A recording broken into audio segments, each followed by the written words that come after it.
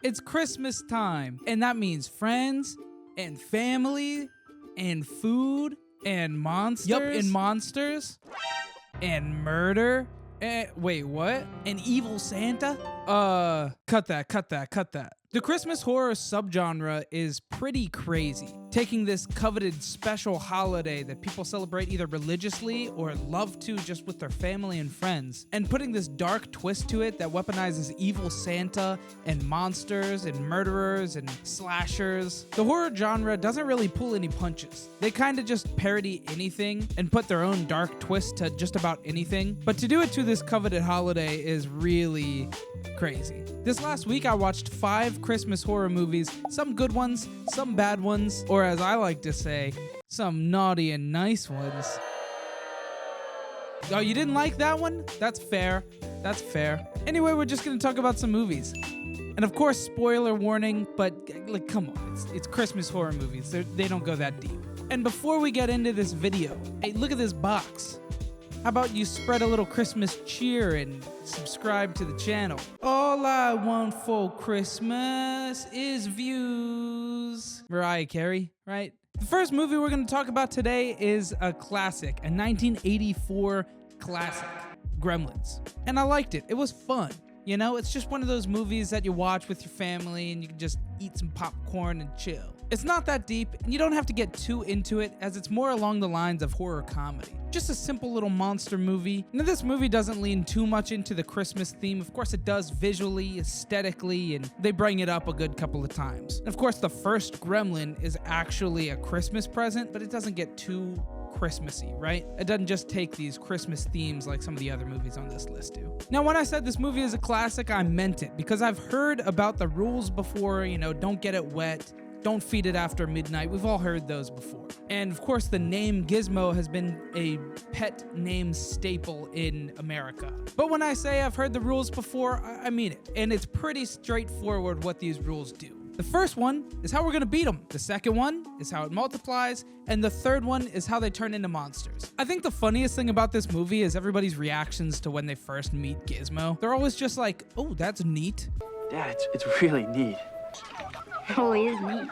You know, like I'm probably gonna see that and be like, dude, what the fuck is that? Seriously, what is that? But everybody just has the same little reaction that is actually as meaningful of a reaction as it is to the bathroom buddy. But not if you have the bathroom buddy. What do you think? Yeah, that's pretty neat. I also like when the Gremlins first hatch and the mom's the only one at the house and she gets the first kills on the Gremlins and they're in such dumb ways. It's like in an 80s movie woman way where she only kills them with kitchen appliances. Like the first kill is with a blender and the second one she nukes it. I don't mean like actually nuke, I mean microwaves them.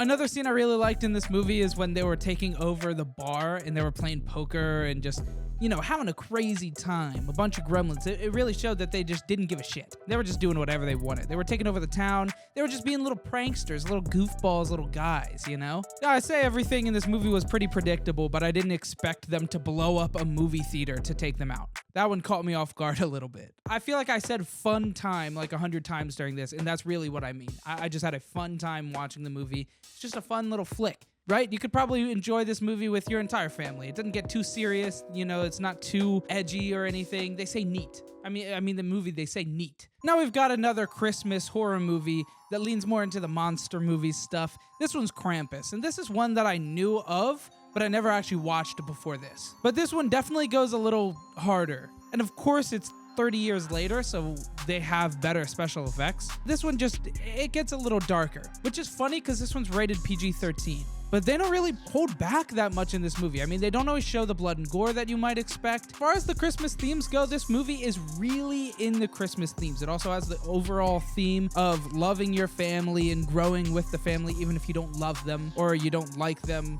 You probably love them, but you don't like them. And that's what this is. They introduce two sides of a family, and one of them is like the good guys. Oh, you love them. You met them first. You like them. And the other one just sucks. I mean, and they're just terrible, right? You got Todd Packer coming in. Everybody hates him. He's a big man. You can hear his truck from down the block. You've got this aunt that just She sucks. I mean, she's just talking down to you the whole time, acting like you're worth nothing. You got these daughters that pick on the nice little boy from the first family, and you got this gross little fat kid that's his whole thing, is that he's a gross little guy. And the first family is pretty straightforward, right? You have drifting apart parents. Dad always has to work. Mom's the only one home. You have a little boy that's still clinging on to the Christmas spirit. The daughter is growing up and kind of growing distant from the family since she just wants to go to her boyfriend's over the Christmas. And you've got a grandmother that the son gravitates towards because, you know, she's around. This grandmother obviously has something going on. She knows what's up with the whole Krampus thing. She just knows that something's happening the whole time. Now, anyway, let's get into the actual horror part of the movie. And it doesn't really hold back like I was saying. And the first time that we meet Krampus, he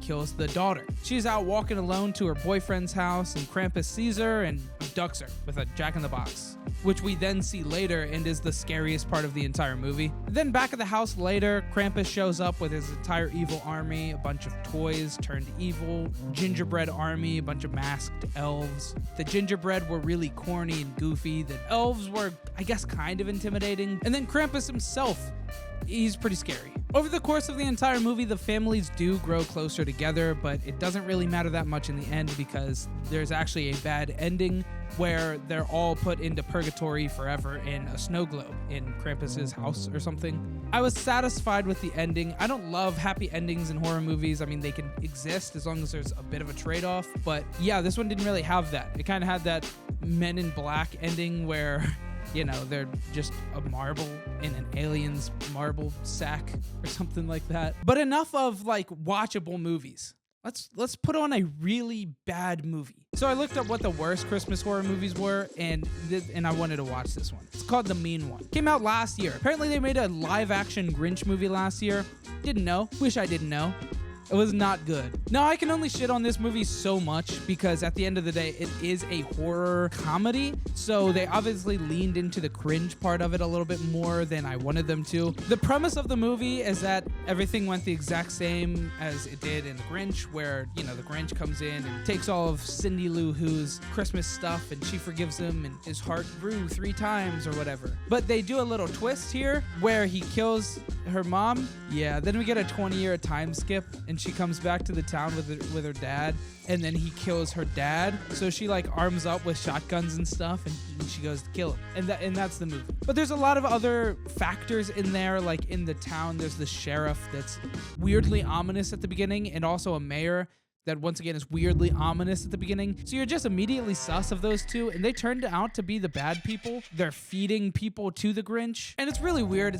They don't play it like a mystery. They play it like they're showing you that these people are evil right at the beginning, because like I said, they just do these ominous, like heavy synth riser effects looking on them when they're doing nothing evil. Why would you incriminate them immediately? I just don't really get the direction that this movie wanted to go for that. Also, the other thing that really sucks about this movie is they tried to give him like a redemption at the end. You know, he was just in a bad circumstance. He meaning the Grinch, by the way. Like, they tried to give the Grinch a redemption at the end, and it's like, fucking why? I forgive you. He did kill your parents, both of them, and then killed like a bunch of people over the course of 20 years. Just kind of weird. Just kind of weird to give him a redemption at the end. And the whole aesthetic of the world is weird to see in real life, right? Because we know this as like the Whoville stuff in animation, but it's just a normal town. But it's not like a good bad movie. It's not like and it's not a bad good movie. It's just it's in this weird middle ground where it's just a bad movie. And it dragged. I don't know, man. Don't watch this movie. It's not worth it.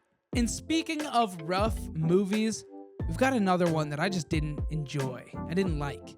A Christmas Horror Story. Now, this one had mixed reviews. It had some good ones. It had some bad ones, and I'm one of the bad ones. It's not a very great movie. The structure of the movie just didn't really make sense. It was 4 stories, and it kind of just jumped back and forth through them. It just didn't feel like a cohesive final product. None of the stories were at all intertwined. They didn't have any reason to be intertwined. They were just completely different mysteries and horrors. The main one, I guess we'll say the main one because it's how it started. All of Santa's elves were turning into zombies, and that whole story just felt so cringe. Seeing elves cuss out Santa, it just felt like a 13-year-old wrote it. It just was not good. Fuck you. And then the ending, they did something that I guess is kind of clever, but not like super clever. It's been done, where it turns out that Santa was actually an insane person, a crazy mall Santa, and he was just going on a killing spree with a bunch of mall elves. The story about the group of teens making a report on this cult place or whatever still felt a little generic. That story was okay, but once again, it lost a lot of its punch because as soon as I was getting like invested in the story of it, it just jumped over to like, you know, evil zombie elves, and it was really weird. Fuck you. Another story was about a changeling. A family goes into the woods and lose their son, and then they find him, but it's not his son.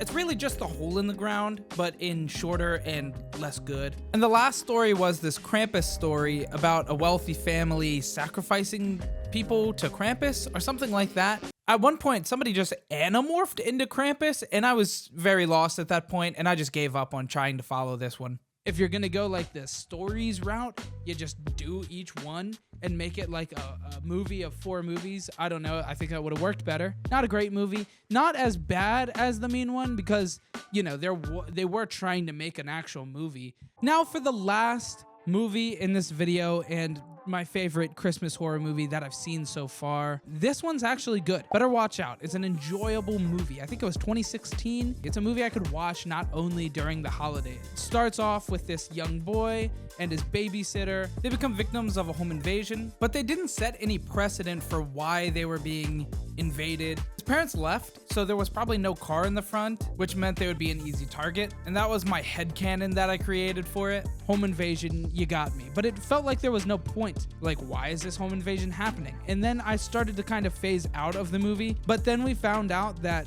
it was actually staged and it was the young boy and his best friend doing it so that he could save her so that she would fall in love with him. You did it in a pretty wild way, right? You had a guy walking around with a gun, probably scared the shit out of her. You're not gonna get away with this. So then he kidnapped her and tied her up. And that's when the movie actually took like a good turn, right? Because it started to get pretty wild. We got to see more into the mind of this little psychopath, and he was an absurdly crazy character. Props to the actor, to the kid actor. He was one of the best young kid actors that I've seen in a really long time. I usually don't like kid actors. They're usually not that good. This one was really good. He got her boyfriend to come over and killed him. He got her ex-boyfriend to come over to try and pin the whole thing on him and then killed him and staged it like a suicide. My favorite thing about the movie was the contrast between his serial killer side and his little boy side. Because at the end of the day, he's still a 12-year-old kid. When he didn't get his way, he would scream. He obviously was still pretty naive, the fact that he thought he was gonna get away with this fully at the end. I mean, he might, who knows, but that's some movie magic. I mean, he was such an insane little kid that even his best friend that was with him through it all started to second guess it. But that's really all I have for the video today. I hope you guys enjoyed it. And Christmas horror movies, huh? Pretty weird. And subscribe. Look at the graph. I'm showing you again. I'm showing you again the graph because look at it. It's really subscribe.